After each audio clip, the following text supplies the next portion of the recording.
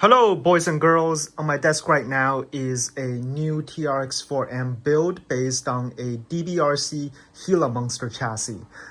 This build is going to be more of a scale crawler that focuses on looks over performance, even though I suspect it is still going to be the most capable of all my TRX4m builds so far. This DBRC Gila Monster chassis kit can be purchased on Etsy. It has these polished aluminum chassis rails. It is a beautiful thing. I ordered this chassis kit with gold 3D printed parts. I try to get as many gold parts as possible here because I want the theme of this truck to be a gold prospector's truck. Well, not really gold, but brass. So here I have a set of brass Injora wheels, wrapped in Hobbysoul tires in 64mm diameter. To go with the wheels, I have these chrome and gold wheel hubs from MofoRC. Another shiny part from MofoRC is this brass version of their Servo Beast steering servo. I enlarged the mounting holes for the larger M2.5 screws of the TRX4m. Other brass parts include these links from Injora and Injora's 59mm shocks with brass spring perch. I have them installed on MEUS Isokinetic axles. I have a set of 16% underdrive axle gears left over from my previous TRX4m builds. I've installed them in the rear axle already. The transmission housing is also from MEUS, but I have a set of Injora's 32% underdrive gears in it. It is mounted on Injora's brass transmission skid. As for motor, those who have seen my TRX4m MEUS Ripper build video would notice this is the same no-name 1806 size brushless motor I was testing out in that truck. It didn't do too well with the cheap generic AM32 based ESC I was using. I've installed Furitek's Unity Pro system in the MEUS Ripper now, so I took the motor out and installed it here. My theory is as long as the motor is sized appropriately for the weight of the truck with a suitable KV for your application, it shouldn't matter too much what brand it is. What matters is the ESC. I'm testing out that theory by pairing this no-name motor with the Furitek Lizard Pro ESC.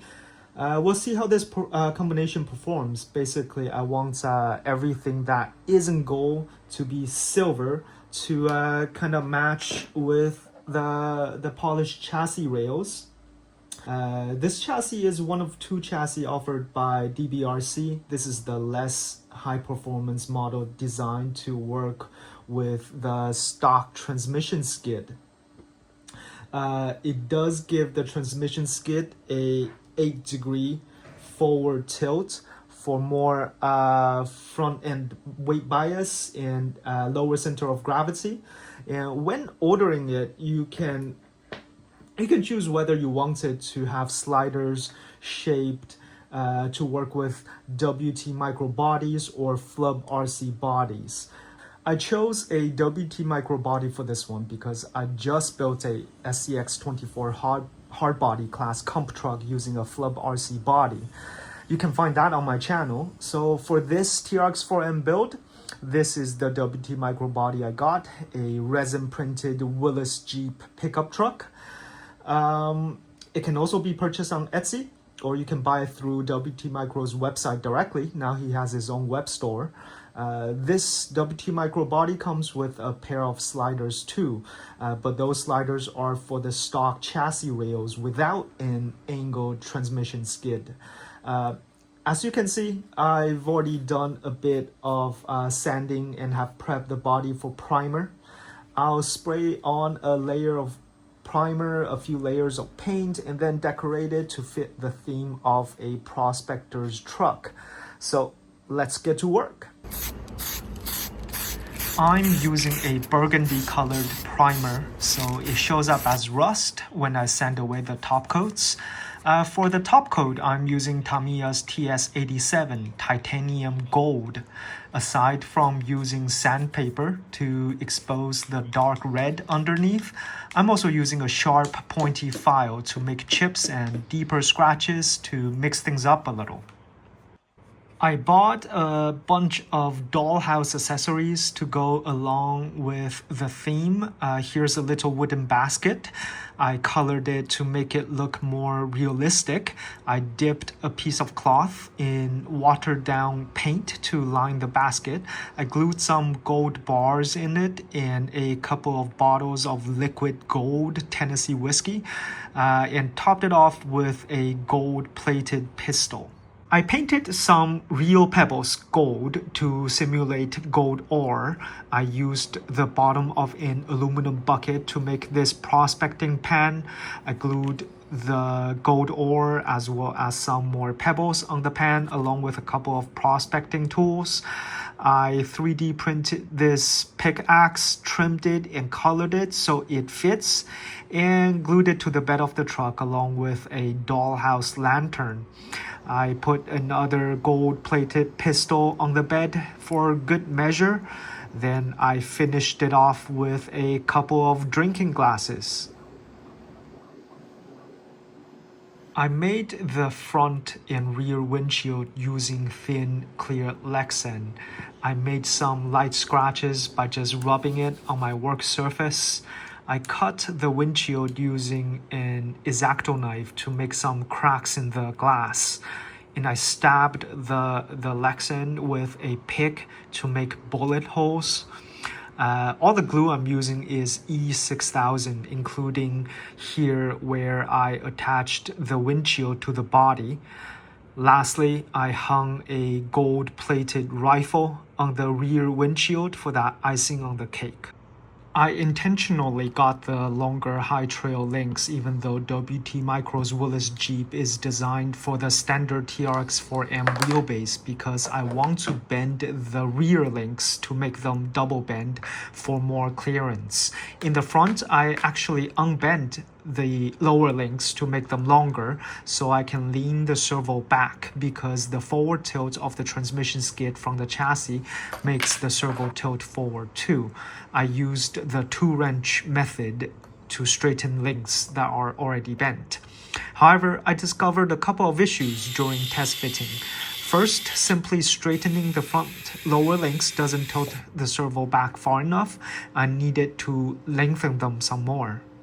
In the rear, the clearance created by double bending the lower links exposes the driveshaft way too much. As I was thinking about what to do, I posted a photo of my progress and a helpful subscriber named MattP_505 suggested I could extend my rear upper links to clock my axle counterclockwise to angle the driveshaft up. So using some Injora shock spacers, I did exactly what Matt recommended. This idea got most of the rear driveshaft out of the way. Another one of Matt's recommendations was using a driveshaft extension to further angle the driveshaft up.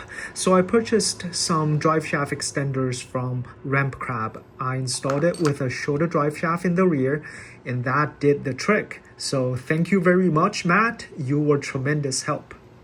As you can see, not only I extended the front lower links to tilt the servo back further, I also used the same spacers to push the servo forward to get it exactly where I want it to be. We are almost there with the battery tray and the wheels mounted. I began sorting out the electronics. I dressed up my wiring using some fancy black and gold cable sleeve. I'll leave a link to it in the description along with every part I used on this truck. The sliders provide ample amount of space for any ESC and receivers you may have. I just used double-sided tape to secure mine.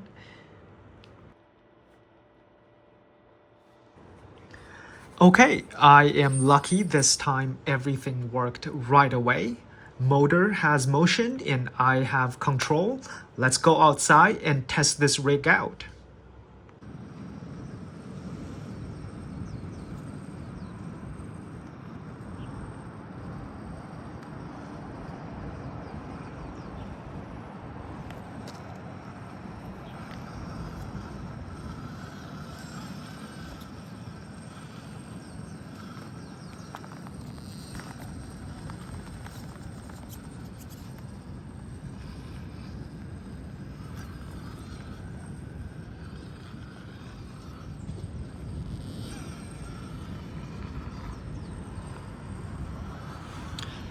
I forgot to mention I added a 3D printed light bar to the roof of the truck.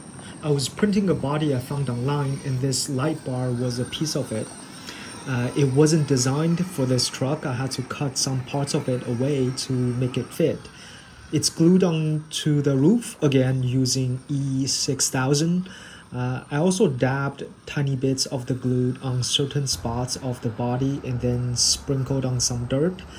I think that turned out really well. This truck is begging for an interior and a driver. I can't find any STLs readily available online for the TRX4m version of this body, so I'm gonna have to find a way to fabricate one that matches the realism of the exterior. I foresee some raggedy cloth covered seats and also an old prospector figure as the driver. I also plan on weathering the wheels and axles a bit. They stand out as being too shiny and doesn't go well with the rest of the truck. Some headlights maybe? I welcome any suggestions, let me know in the comments. Performance wise, this motor has redeemed itself. It didn't feel nearly as powerful when it was paired to this $10 brushless ESC circuit board. Here with this Furitek Lizard Pro, it feels just like a Mini Komodo. But I mainly installed it on this truck because of its color. I only put rubber bands on the front shocks. I'm gonna try putting rubber bands on the rear shocks too. There were a couple of occasions where I flipped back over front going down steep slopes. And maybe harder springs in the rear too. I need to play around with the suspension setup to see what is the most optimal. Again, thanks to Matt P_505 for his tip on how to get the rear drive shaft out of the way. You rock. I think when running double bend links, if the transmission skid has a more aggressive angle, will make it easier to clear the drive shaft. DBRC has another chassis with just that.